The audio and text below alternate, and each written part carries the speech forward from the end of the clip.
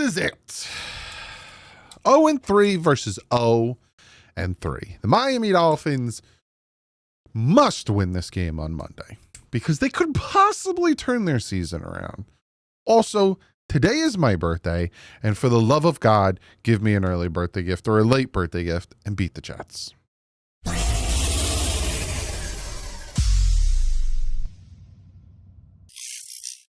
What is up, Fin fans? I don't know if you could see it over here, but my wife got me the Lego Batmobile. Very faint in the background. It's right here. She got me the Lego Batmobile for my birthday. Now, I have the Batwing, the 89 Batmobile, the Tumbler, and now I have the classic TV series Batmobile. I also want to get the Jaws. I like Legos. It helps with my anxiety to sit there and just build Legos. I know, I'm a big nerd. Leave me alone. But yes, today is my birthday. Preemptively, thank you to everyone who has wished me a happy birthday, whether in the comments or on Twitter. I love all of you. You all are amazing human beings. Thank you so much. Love you so much. So, my brain just completely right out there. We are previewing the video. Not the video. Jesus. We are previewing this game. Miami Dolphins, New York Jets, Monday Night Football. Going to be very, very interesting. It's a lot to talk about. So we're going to get into it. But first, I do want to get into today's sponsor, and that is Sleeper, because they also have a fantastic, and I repeat, fantastic app that we are going to look at right now and kind of go over the over-under. So you come in here, you click on NFL, you scoot over. You can do all the games, but we're obviously more interested in the Miami Dolphins, who are the first Monday game. And looking at it here, you have Devon Achane. You can do more or less over half a touchdown. I'm going to say more. I think, again, I'll go into more detail about their defense and all that stuff, but I really like that one. Tyreek Hill. Well, Tyreek Hill and Jalen Waddle each had a touchdown. So I'm going to go more on both of these guys last week against a better Bills defense. And I also think Tua has more than 243 yards.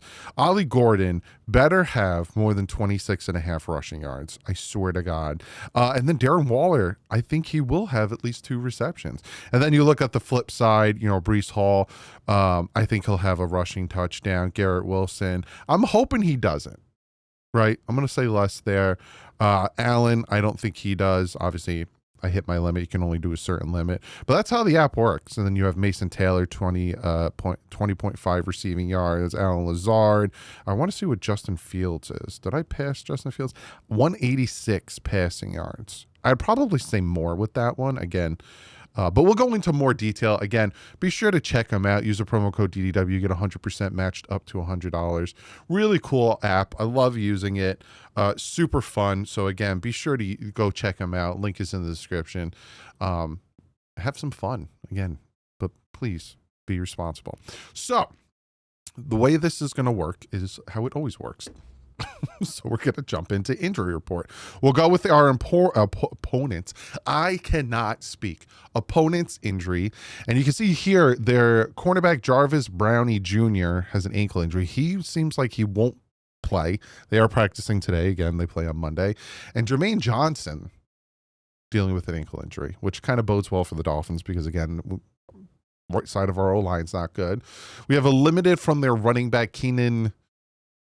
Nope, not going to say that. And then full, like everyone else is going to play. So if you really want to be like legit, this is what their injury report looks like. But yeah, that's theirs. And then you look at the Miami Dolphins, and for the first time, it's not that bad. And again, we could do the same thing for the Dolphins. And it's just that. Storm Duck, Jason Marshall Jr., and Darren Waller. And supposedly Darren Waller is going to play. So it's just 2 guys that are really banged up. So, injuries are pretty decent for the Dolphins right now. And after this week, we can get Jason Sanders back. So we get our kicker back, which is fantastic. And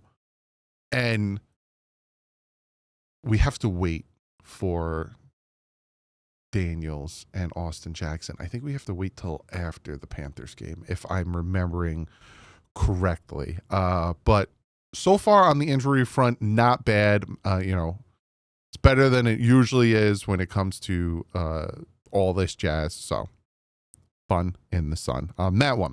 Then we go into the breakdown. Again, shout out to my man Jordan for putting this template together. We will start with the Dolphins defense. So as you can see here, the Dolphins defense is 26th in total. We are facing an offense that is 26th in total as well. So a little evenly matched there. We are 21st in passing. They are 31st in passing. We are 29th in rushing. They are 9th in rushing. They have a good rushing offense. We are 32nd in scoring, allowing 97 points. They are 16th, kind of middle of the pack in scoring. Their first and last game, they put up some points. Sacks, we are actually 8th in the NFL with 6 sacks. They are 21st, giving up 5. Third downs, we are second to last with 52.6% conversion. They are not great at converting third downs. They are 30th with 27.8. Takeaways, the Miami Dolphins still not have any, 30th, and the Jets have given up 4 turnovers, making them 17th. Then if we flip it around and look at our offense versus their defense, we are 24th in passing. They are 24th in total. They are 22nd in total. We are 21st in passing. They are 15th in passing. We are 26th in rushing. They are 24th in rushing. Scoring, we are 25th, only scoring 56 points. They are 29th. Give up a lot of points, 93 points, almost as much as the Dolphins defense. We are 30th, giving up 8 sacks. They are 14th, getting 5 sacks. We are number 1 in the NFL in third down conversion rates at 54.3. They are 9th, only allowing 35.1. We are 23rd, giving up 5 turnovers. And again, just like the Dolphins, they have yet to convert turnovers. So on defense anyway. So very interesting how these two defenses are going to play each other. Again, I'll go into more on that when we get into the 5 things and all that other jazz. So now we get into my favorite aspect of it, and that is BFFF. You guys probably like, shut up. If you want to know how it works, you come in here, you go into PFF. Everyone's like, how do you do it? You go into the lineup. You come over here, you go to self, you select a team, and you come over here and you pick the team that you want to see your opponents against. So we're doing the Jets. And I normally like to go on defense. We go into a nickel, kind of see what they're looking at. And there you go. That's how I get to where I'm at. So you're looking at our offense versus their defense. Their secondary outside of Sauce is not good at all. And that's where my big fat question mark is who's Sauce going to cover? Because the guy that's opposite of Sauce is going to get burnt. That's where it comes in that the Dolphins are very lucky to have a Malik Washington and a Tyreek Hill, because you can only cover one of the 3 receivers we have. And again, there's only one of their good corners. Their safeties aren't great. Again, you look at these grades and you're like, man, their defense as a whole isn't great. Because they've given up so many conversions and so much. But again, you look at the Dolphins, this right side of the line is hot trash. Paul's playing so good. I'm very happy with the way Patrick Paul's playing. Tua needs to step his game up, and I'll talk about that when I give you my prediction. Devon Achane, Ollie Gordon, a nice 1-2 punch. But it's just this side right here. This worries me. Now, Jonah, they should move him to right guard. They won't. This worries me until Austin Jackson and James Daniels comes back. Then maybe things can become a little bit better. And again, big fat question mark, Darren Waller. Well, how much are we going to see him? How much are we going to see of Tanner Connor? How much are we going to see of Julian Hill? Big question mark. But again, their defense isn't that scary. They've given up a lot underneath, a lot of passing yards and all that stuff. And then we flip it around looking at our defense versus their offense. And if you watched yesterday's video, which I hope you did, I talked to you guys about this, the problem in here, right? Rasul Douglas is actually playing very well. So is Jack Jones. The safeties aren't playing too bad. It's in here that's the problem. And what the problem is stopping the run. Again, outside of Garrett Wilson, I'm not too worried about it. Breece Hall, again, we'll get into my 5 things. Unfortunately, we have to face a literal amalgamation of two Dolphin greats at Mason Taylor. But their offensive line isn't too great either. He's given up a bunch of sacks as well. So it's going to be very interesting, and I don't want to get too ahead of myself talking about what the Dolphins have to do to win this game, because that is what this part is for, the breakdown. That's what all this jazz is about. So let's get into it. Number one on my list, and again, it's in no specific order of, hey, this is the most important to least important, but it kind of is today where I'm like, this is kind of important. This is kind of very important. But number one on here, you got to stop the run.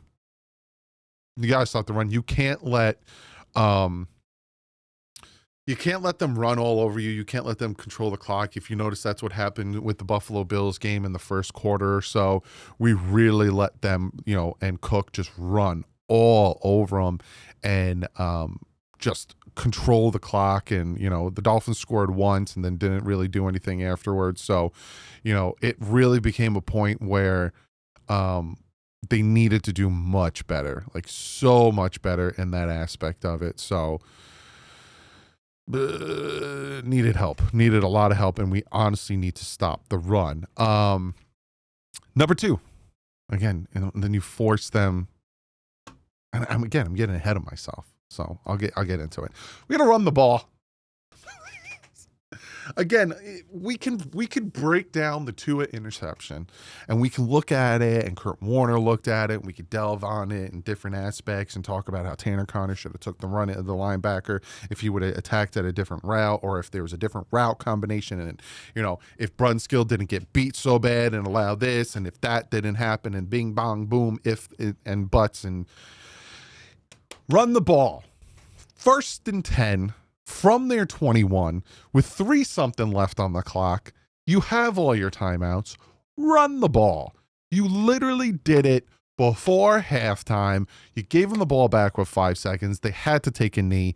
Run the ball. Use Ollie Gordon. I don't give a crap if you traded up to draft Jalen Wright. I don't again, and we'll get into that discussion if a time comes that we will discuss it. I'm talking about Mike McDaniel. He needs to, I get it. Oh, but I drafted him, and I banged the table for Jalen Wright, and I banged the table for this guy, and I drafted this guy, and this is ride the hot hand. And right now the hot hand is Ollie Gordon. That man is gaining yards off of contact. Ride the hot hand, run Ollie Gordon, because our offensive line is better at run blocking than they are at pass blocking. Run the ball. Take our defense off the field, because God knows they are not playing great. Run the ball. Run the ball. So kind of bouncing off number one, number three, make Justin Fields pass the ball. So if you stop the run and you contain him, because again, his problem with me as a Dolphin fan looking at this is his legs. It worries me. And again, I broke down the stats. Go watch yesterday's video, but I broke down the stats. The Miami Dolphins, 30th in the NFL in clean pocket, 40%, and they're 5th in the NFL in allowing rushing scrambles at 9.5%. So they're giving a ton of clean pockets, and they're allowing the quarterbacks to run the ball. They're not forcing throwaways, which they are 26th in the NFL, 1.1%. You got to contain him. And I'm not knocking Justin Fields, and take it however you want. He's not a great passer. He's just not. And we've seen it so far this season. We've seen it with the Jets. The only reason he's won with the Jets is because of his legs. If you contain him and you force him to throw, he's going to make mistakes. Neither one of these defenses have turnovers. Contain him, make him pass the ball. Sell out for that run. Stop the run at all costs, because once the offense starts to score, which I think they will, and you force them to become one-dimensional, the game will slowly start to lose their grip. I don't know. Number 4 is make no mistakes. That's an easy one. I've talked about it all season. It's the fundamentals of football. But every week I talk about it, they make a mistake. Every week I talk about it, they make a mistake. Week 1, they'll make a mistake, 3 turnovers. Week 2, don't make a mistake. We had the turnovers, but also before the turnovers against the Patriots, we had the penalties and we had the back-to-back delay games and we had all this stuff. Mistake. Week 3, I said, don't make mistakes. No mistakes. You're facing a very good team. If you make mistakes against a very good team, it will come back and bite you in the butt. Guess what we do? We rough the kicker and we throw an interception. Lost the game. Don't make mistakes. Now, the Jets are on par or maybe less than a competitor, but just don't make mistakes. Don't make it so they have more opportunities to potentially either win or take leads or score. Just don't make mistakes. Play sound football. Like, why is that such a hard thing for this team to do? For the love of God, just play sound football, as my ancestors from Romania would say. No mistakes. And my number 5 on here, play better defense. Just play better defense. Now, Anthony Weaver came out yesterday and he had some things to say. Responded to the adversity his unit is facing and why they have been one of the worst performing defenses. And this is what he had to say. It's corner, or is your feeling that if they don't ask me, I don't express concerns? You'll never hear me say that I don't think we have enough talent. Or need more? I mean, was there a time you told Chris Griffin you need more? You find me a coach that doesn't think they need more talent. Okay, and that is not a diss on the guys that we have. We have everything we need to go out there and play better defense. It's our responsibility and ultimately my responsibility to get that done. So, but sure, you're gonna ask anybody if they want a Myles Garrett or whoever. Like, of course, like come on. We have all the guys we need. Like, yeah. But that question is kind of I guess is Lawrence Taylor coming back? Yeah, I'll take him. Yeah, let's go. now you know what I'm saying? Like, my whole point is, was there ever a time, and I don't want to put you in a tough spot by asking you this, you don't have to answer me long. Was there ever a time after free agency, March, April, May, June, where you said to Chris, I think we need more? My job ultimately is to cook the dinner. Okay. With whatever ingredients are bought. Do you think you found something in the second half against Buffalo? You had 3. Yeah. I mean, you had problems, obviously, Indianapolis, New England at the start. Did something change, or was it just the same problems, but Buffalo didn't take care of it? Yeah, I do. I think our defense, while it'd be very easy to sit here and say, like, yeah, we should pick up right where we left off from a year ago. It's an entirely new defense, right? You have an entirely new group of safeties. Right, our 3 starting corners right now got here during training camp. Bradley Chubb did not play a year ago. Jalen Phillips played 3 games.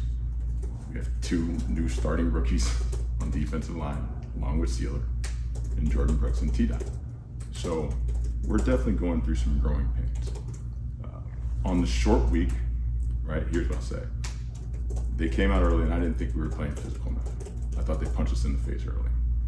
Our response to that wasn't what I would think would put us in position to respond accordingly.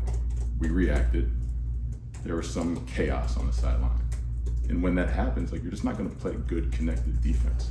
You start worrying about the previous play instead of the play that's in front of you. We addressed it, we faced it head on, and in the midst of the storm, we righted the ship, right? Interesting. Very interesting. And I'll probably tweak that because Anthony Weaver was talking kind of low.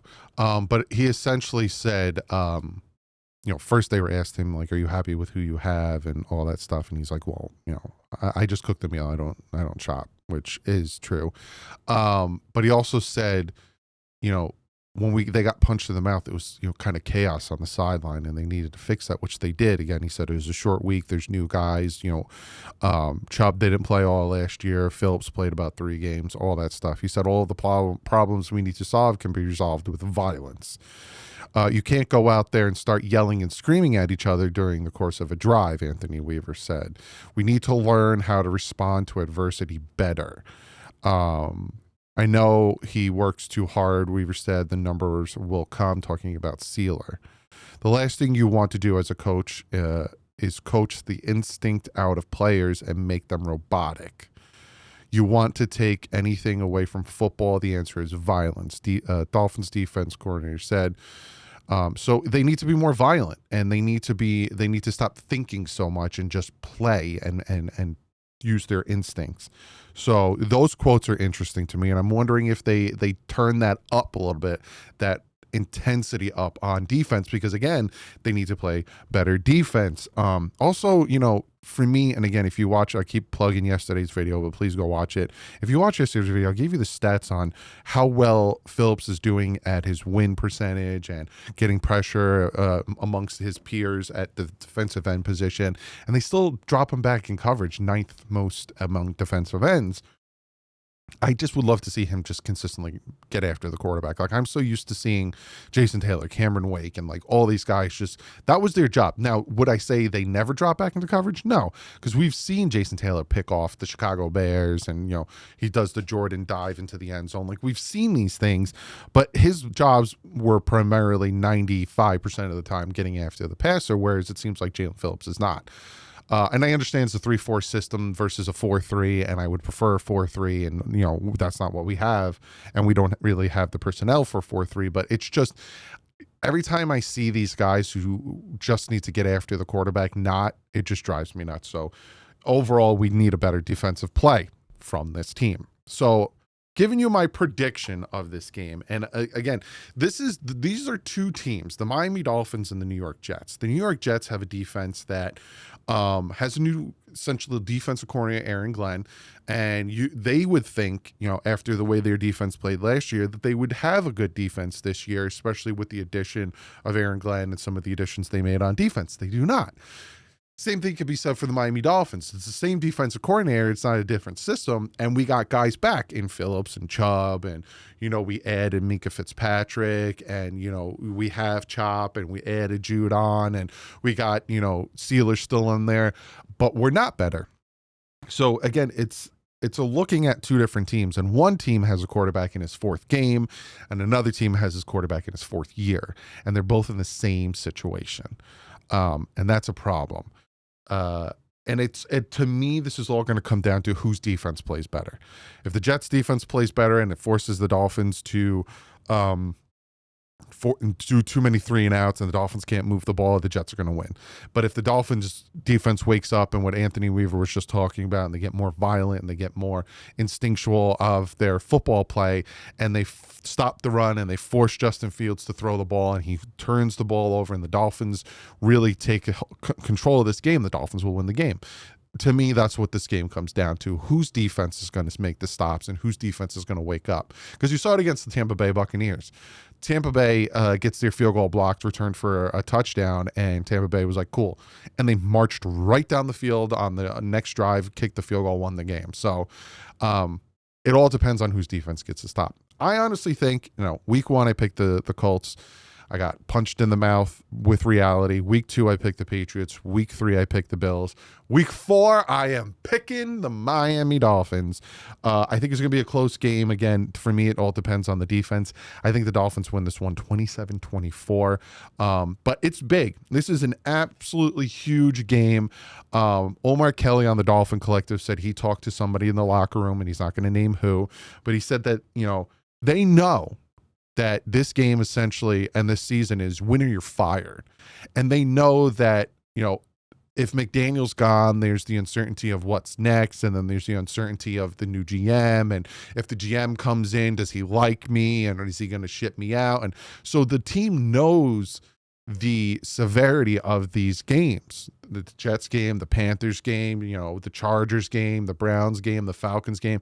These next game, there is a huge severity to it. So you can see that they're still playing and fighting, because these past 2 games came down to the wire. So I do think the Dolphins will win this one. If they don't, I think Mike McDaniel gets fired. I think this is the week that if they lose to the Jets and go 0-4, I don't think he survives it. Because last year he was 1-3. So we'll see. Comment below. Let me know what you guys think. I will be live I think the game's at 7:15, so I'll be live at 7:15. My dad won't be here because, again, he works. But I will see you Monday. Sunday night, you'll see me, though. I'm going to recap Sunday's game. I think it's going to be tomorrow anyway. I think there's going to be some cool games that I'll recap. And, again, thank you, everyone, for the birthday wishes. It means a lot. Let's see if the Dolphins give me a late gift and we get our first W First W in week 4. Like, come on, man. Well, other than that, like usual, stay classy and fins up.